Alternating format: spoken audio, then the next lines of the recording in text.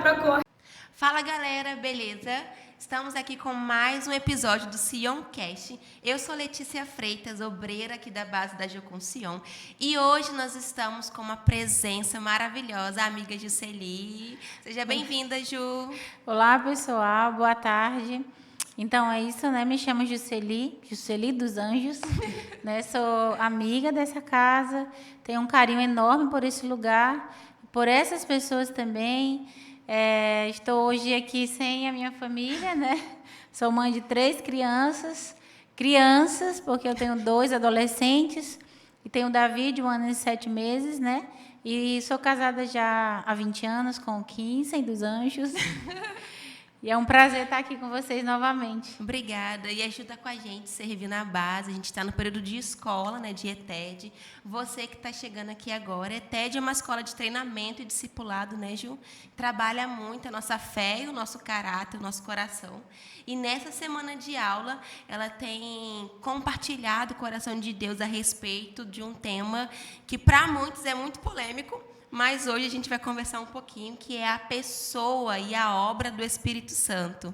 Então, os alunos estão ficando assim com a cabeça bem cheia e a gente vai transbordar, né? Amém. A gente vai transbordar hoje aqui daquilo que ela tem carregado nos seus dias. Amém. Mas antes, Ju, de você trazer para a gente, né? Porque o tema de hoje é a pessoa e a obra do Espírito Santo no ordinário, no dia a dia. Mas antes, como assim a pessoa do Espírito Santo? O Espírito Santo é uma pessoa, é uma pomba, é um vento impetuoso. Como você chegou nesse conceito? Explica para a gente um pouco sobre isso. Sim.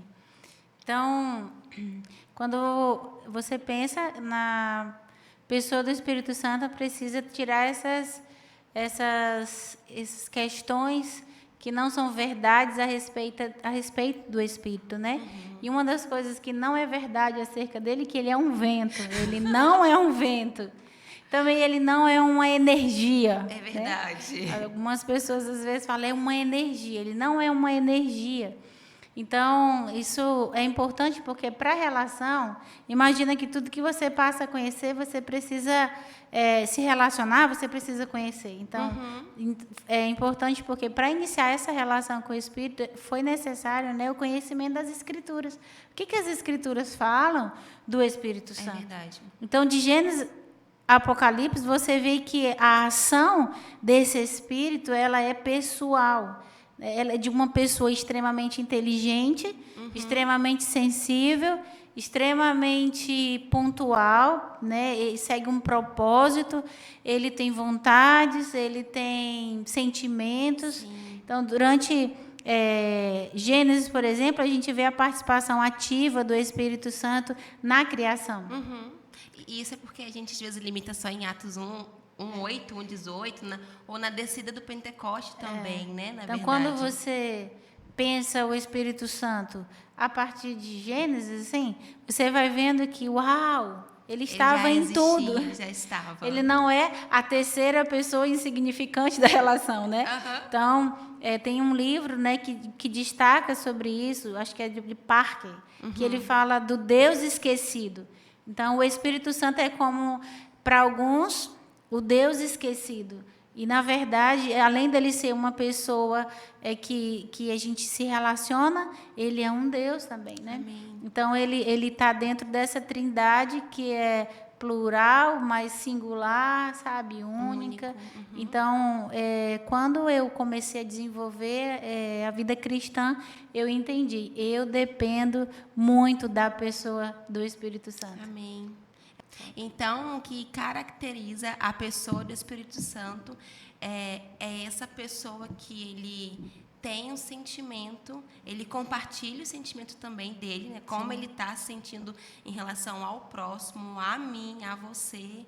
E isso nós podemos dizer que ele também é presente, né? Sim. Ele também entra nessa ideia da onipresença, não só como Deus Altíssimo, mas ele também, né? Entra como essa pessoa sensível, né, da relação. Então, assim, Efésios fala que Paulo fala assim, não entristeçais ao Espírito Santo. Então, se você faz algo que entristece, então essa pessoa tem sentimentos, né? Sim. Então tem uma personalidade, ele tem as faculdades mentais funcionando. Então isso é coisa de uma pessoa. Verdade. Né? Ele pensa, ele fala. Então João 14 fala que Jesus falando assim: eu vou, mas eu vou enviar. Eu vou deixar aquele que vai ensinar vocês toda a verdade. Então alguém que ensina é alguém que é dotado de capacidade, né, cognitiva, intelectual. Então, o Espírito ele se move nesse lugar real, né, de uma pessoa pleno em si, né, com todas as faculdades que firmam uma personalidade. Então, esse conhecimento, né, faz com que você mude a vida diária, a comunhão, né, a intimidade, porque eu não vejo, mas eu sei que é, e eu sei que ele está. Sim. Entende? Então, o conhecimento das Escrituras, né, e é legal as pessoas que estão nos ouvindo tomar esse tempo de estudar a pessoa do Espírito, né, porque ele é agora, mas ele é um selo, uma garantia para o dia do Senhor. Então, imagina, é muito importante nós crescermos no conhecimento da pessoa do Espírito de Deus, porque ele está nos preparando para um dia específico. E esse dia específico é um dia com D maiúsculo. E esse dia específico, ele é o auge da relação de todo cristão, ou a expectativa do coração de todo cristão. Então, imagina, Jesus se preocupou, a Trindade, né, de deixar alguém que vai caminhar com o seu povo até esse grande dia. Então, eu preciso conhecer essa pessoa. E que privilégio também. Quem é essa pessoa? O que essa pessoa faz? Qual é a obra dela? Sim. Qual a missão dessa pessoa nesses dias? Exatamente. Até que eu encontre Jesus novamente. Até que esse grande dia chegue e nós tenhamos esse encontro que será para sempre. Então, essa pessoa ficou para nos preparar para esse dia com D maiúsculo. Nós devemos conhecê-lo. Isso. E eu achei incrível você falando que tudo partiu desse lugar de conhecer, de se relacionar, né? Então, hoje, eu paro às vezes e olho para algumas organizações religiosas, assim, algumas igrejas também podendo dizer, que às vezes não sabe porque falta esse conhecimento. Às vezes não é nem porque fecha os olhos e tudo que você está falando é uma mentira, mas é uma ignorância de ir para as Escrituras, né? Talvez você poderia dizer para a gente que falta mais ministrações nos círculos de conversa mesmo sobre a pessoa do Espírito. Eu tenho pensado um pouco sobre o homem que perde o olhar para a eternidade. Sim. E eu tenho pensado que o homem que perde o olhar para a eternidade é um homem que perde relevância.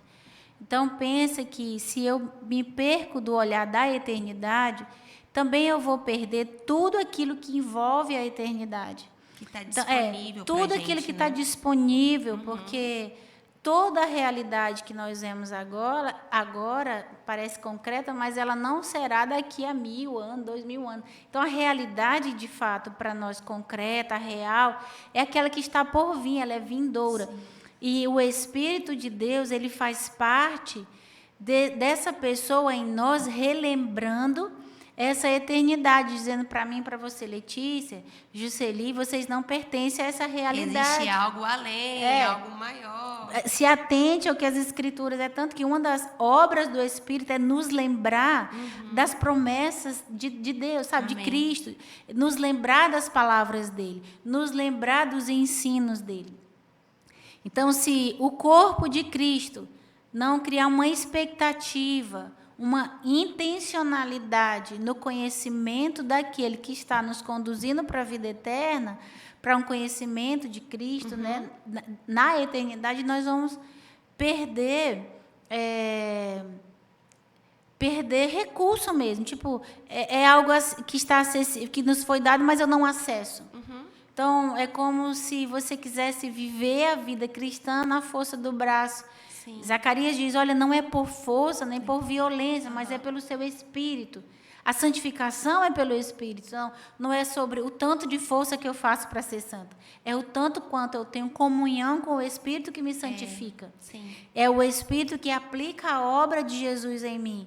É o Espírito Santo que traz a circuncisão do meu coração. Eu entendi, Letícia, que o homem ele tem os seus desejos. E os meus desejos, quando eu tenho comunhão com o Espírito, os meus desejos, os meus sentimentos, eles são purificados nessa comunhão. Sim. Até que eu chegue a um ponto em que o meu único desejo seja pelo Deus vivo. Amém. Né? Como eu falava hoje na escola com os alunos, né? Que nós, na comunhão com o Espírito, nós começamos a desejar as coisas que são eternas, superiores. O desejo pelas coisas que são eternas e superiores, o desejo por o conhecimento de Jesus, ele é produzido pelo Espírito de Deus. Sim. Pelo Espírito Santo, sabe? Então, o Espírito de Deus gera em nós, por exemplo, um caráter que glorifica a Deus. Amém. Não é só sobre nós colocarmos ritos, não é só sobre nós colocarmos regras, normas, ou não faz isso, não faz aquilo, né? Não é só sobre isso, é sobre nós termos um caráter que glorifica a Deus. Então, isso é muito mais do que vestir uma roupa que diz você é evangélica. Exatamente. Mas é um caráter glorificante, é um caráter que glorifica a Deus. E Gálatas 5 fala das obras do Espírito, dos frutos do Espírito. E o fruto do Espírito, ele é glorificante, porque quando eu olho para alguém e que eu vejo o fruto do Espírito, é inevitável você falar, uau, eu vejo Jesus em você. Essa é a missão do Espírito, para fazer com que nós nos assemelhemos a Cristo. Amém. Então, eu olho para você, você é tão cheio de paz, você é tão longânimo, você é tão cheio de misericórdia. Como que você consegue ter esse coração? Não, nós não conseguimos. Mas Cristo em nós, por meio do seu Espírito, operando essa transformação, sabe, Lê? Sim. Ele vai nos tornando mais amados, mais amáveis, mais misericordiosos, mais compassivos, mais mansos, mais pacientes. E isso não tem como acontecer se você não está se relacionando com uma pessoa. Sim, é a base, né? É a base, porque o relacionamento, ele transforma. Sim. Então, a comunhão com o Espírito, ela é transformadora. Sim. Porque nessa comunhão ele vai gerando esse caráter glorificante, que glorifica a Deus. Sim. E você falando sobre essa perfeita comunhão que a gente tem que ter com o Espírito, né, me fez lembrar da passagem de Gênesis 2:7, que a gente trouxe também para a escola, que fala que Deus formou o homem do pó da terra e soprou em nós o fôlego de vida, né? O Espírito dele habita em nós. E eu queria que você compartilhasse um pouco para a gente, como ela falou, gente, ela tem 3 filhos, a Ju também é psicóloga, né, Ju? Tem o seu trabalho, serve o Senhor na igreja também, mas no meio desse século, nesses dias tão corrido que a gente vive, como que você consegue inserir a pessoa do Espírito Santo? Ou às vezes a gente tem o costume de separar, né? É sagrado, então ele está habitando no meu dia. Não, eu não estou fazendo o que é sagrado, então ele não está presente. Tem essa dicotomia de mente mesmo, né? Então, como que você poderia compartilhar com a gente, nos ensinar mesmo, vive os seus dias que é tão cheio de tarefas, mas junto com a presença e a pessoa do Espírito Santo? Você falou uma palavra interessante, Lê, porque quando eu estava fazendo a escola de oração, a EDOI, eu era bem mais jovem, né?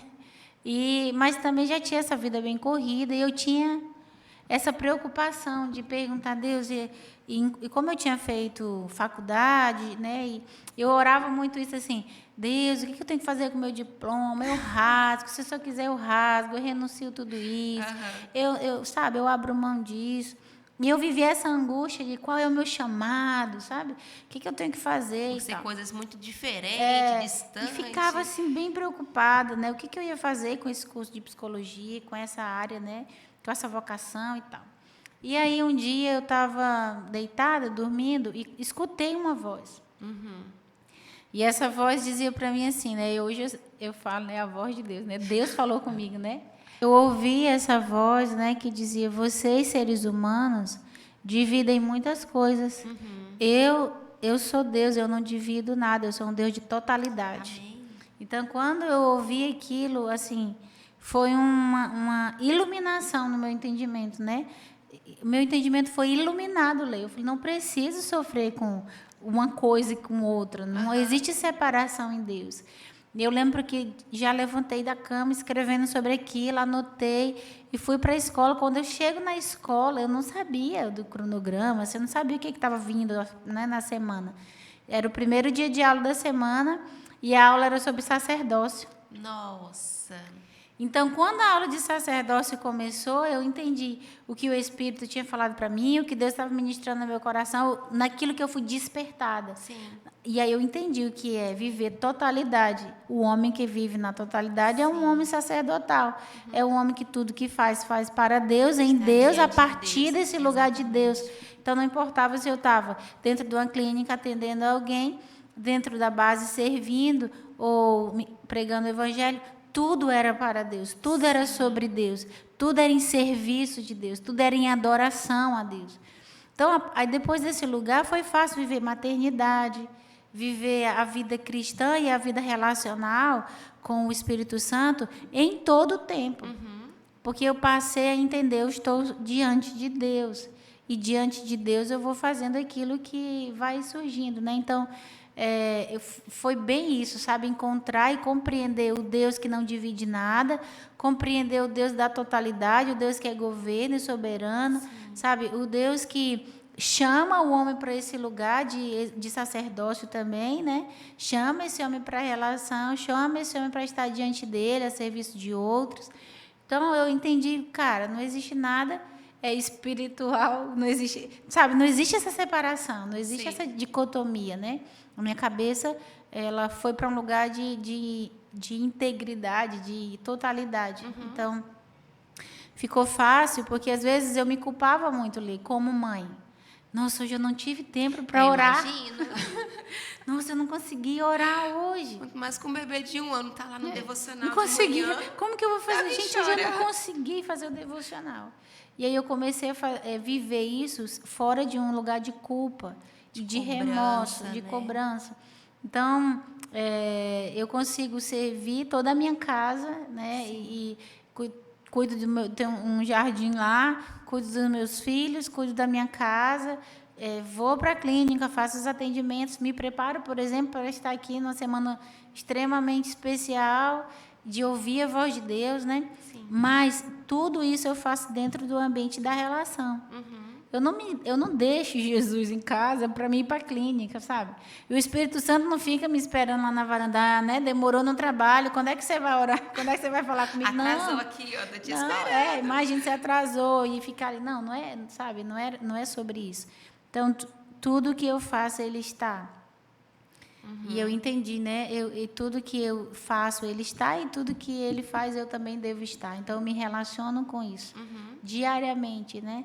Constantemente, lavando louça. Você sabe que o lugar que Deus mais fala comigo é lavando louça. Eu ia falar isso. A gente tem uma amiga em comum, a Adriana, ela fala: o tempo que o Senhor mais me ministra é quando eu estou lavando louça. Eu aprendo coisas assim de Deus. Às vezes, até, eu começo a chorar na pia, sabe? Nossa. E os meus filhos já estão muito acostumados com isso. Eles me pegam chorando o tempo todo dentro de casa.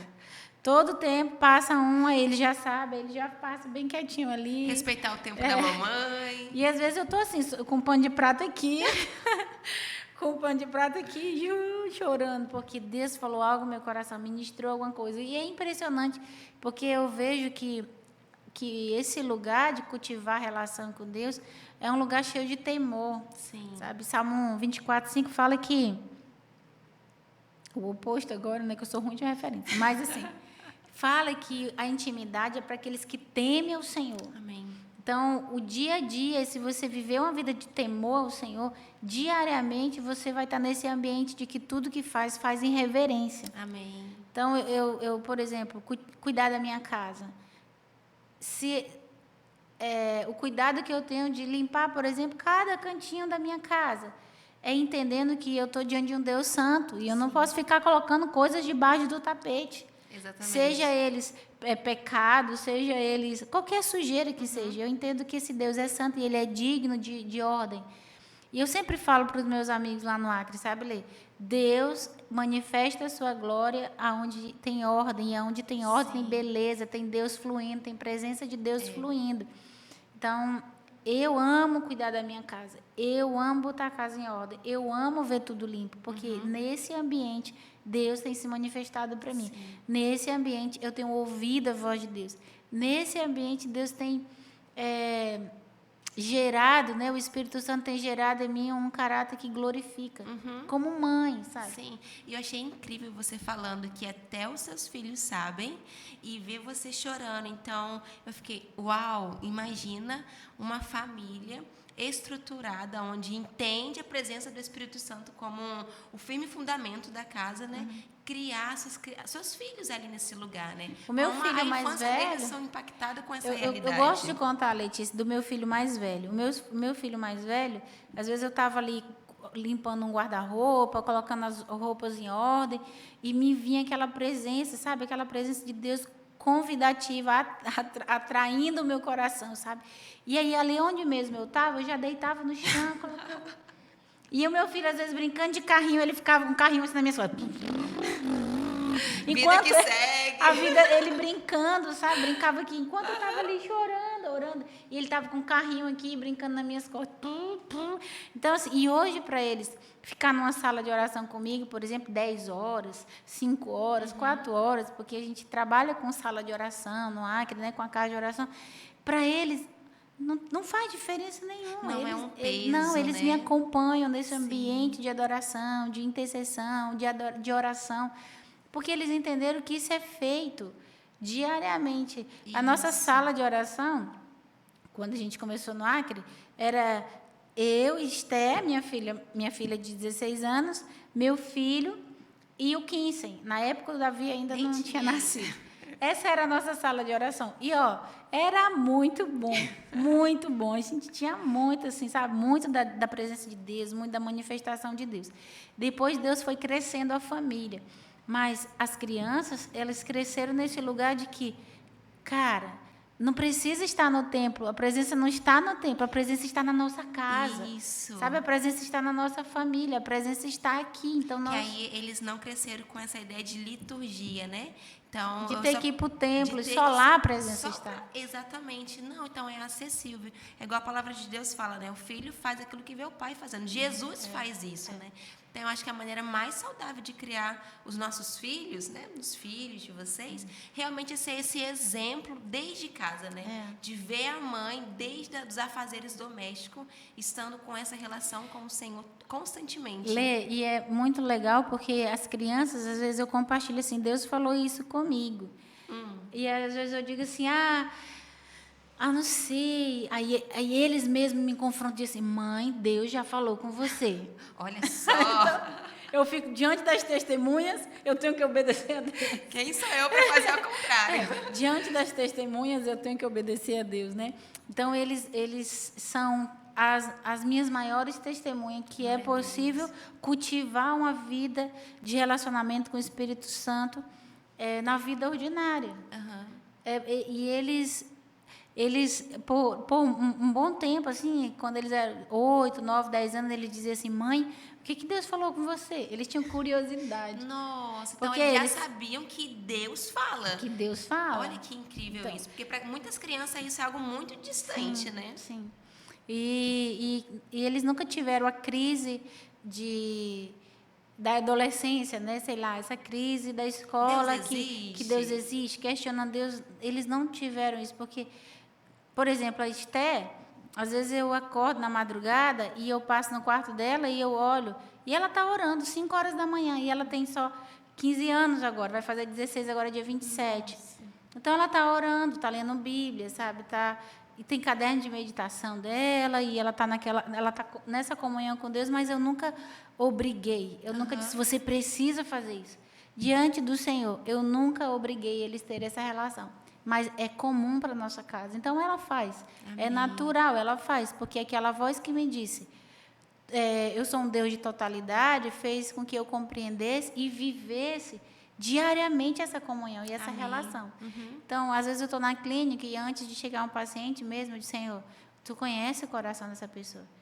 Me ajuda a fluir naquilo que eu preciso nessa tarde. Sim. Né? Às vezes até a escuta atenciosa, né? A escuta amorosa, tudo isso eu peço para o Senhor me envolver. Então, Ele está em tudo que eu faço, e porque eu também sei que isso é possível, estar diante dEle. Né? Até pelo sacrifício de Jesus, nós podemos estar diante dEle. Nós podemos desfrutar dessa presença continuamente Sim. e diariamente. E na vida ordinária, então, acho que é uma escola para nós, né, de que nós somos seres que vai viver uma realidade que ainda é vindoura, mas estamos em treinamento, né? E também estamos sendo transformados de glória em glória. E a pessoa que está fazendo isso, eu preciso ter comunhão com ela. Sim, exatamente. E eu achei incrível você falando sobre isso que está acessível para todos, né? Porque é muito fácil limitar isso para quem é só missionária, serve ao Senhor, ou mora numa base, no contexto missionário, mas não, é algo que está acessível para todos. Sim. E eu queria, Ju, depois de tudo que você já ministrou em nosso coração nessa tarde, né, deixasse uma mensagem de encorajamento mesmo, né, para a pessoa que está ouvindo agora, não só como iniciar, né, porque não é para criar um espaço para o Espírito Santo vir, porque ele já está presente, né? Nós aprendemos isso, mas como cultivar esse zelo, essa apreciação de estar com Ele constantemente nos nossos dias. Eu encorajo, Lê, pensando a partir de Salmos, sabe? Salmos 27:4, Davi diz, eu desejo, né? Uma coisa eu peço ao Senhor e a buscarei. Sim. Uma das primeiras coisas que eu encorajo é a própria busca. Se Ele está, eu preciso buscá-lo intencionalmente, ter conversas, ter diálogos, sabe? Sinta-se encorajado a conversar com o Espírito Santo. Sinta-se encorajado a conversar com Ele sobre as suas fraquezas, sobre áreas da sua vida que você não consegue vencer. Sim. Até mesmo sobre isso, né? Espírito Santo, me encoraja a desenvolver uma vida de oração. Amém. Espírito Santo, me ajuda a desenvolver a meditação das Escrituras. Porque se o Espírito Santo ficou para nos ensinar toda a verdade, então Ele mesmo tem, sabe, Ele mesmo tem poder para nos fazer amar as Escrituras. Então, esse lugar da busca, da intencionalidade, do desejo, sabe, de orar. Eu acho que todo crente já fez essa oração, né? Espírito Santo, me desperta pela madrugada para orar, né? Eu acho que todo mundo tem uma experiência para contar. Nossa, não é que eu acordei 3 horas da manhã, não é que eu perdi o sono. Não é que eu perdi o sono e consegui. Então, na verdade, o Espírito Santo, ele está completamente disponível para auxiliar você, para ajudar você no conhecimento de Deus. Amém. Então, se você deseja conhecer a Deus, o Espírito Santo está acessível para você. Amém. É só você buscar, é só você orar, sabe? É só você dizer assim, me ajuda, me ensina, me instrui, né? Porque foi para isso que ele ficou. Amém. Então, o encorajamento que eu deixo é esse, sabe? Primeiro, é para todos. Todos temos acesso a Deus por meio de Cristo, e a ação do Espírito nesses dias é fazer com que Ele seja conhecido. Então, busque a Ele, seja intencional, gaste tempo com isso, escolha livros, converse com pessoas, sabe? Pessoas maduras. Uma coisa que eu aprendi na minha vida cristã foi que eu precisava me relacionar com pessoas que conhecem a Deus e que amam Jesus. Até ouvi uma frase uma vez, que se você quer amar Jesus, se relacione com quem ama, mais do que você. Tipo, você encontra um amigo que ama muito Jesus e fique perto dessa pessoa. Amém, amém. Ju, muito obrigada. Obrigada demais por estar com a gente aqui nesse tempo, por ministrar o nosso coração. E eu quero mesmo encorajar vocês que estão participando com a gente nesse vídeo, a compartilhar esse vídeo com os seus amigos também, para que a vida deles seja transformada e edificada nesse tempo. Até a próxima. Amém.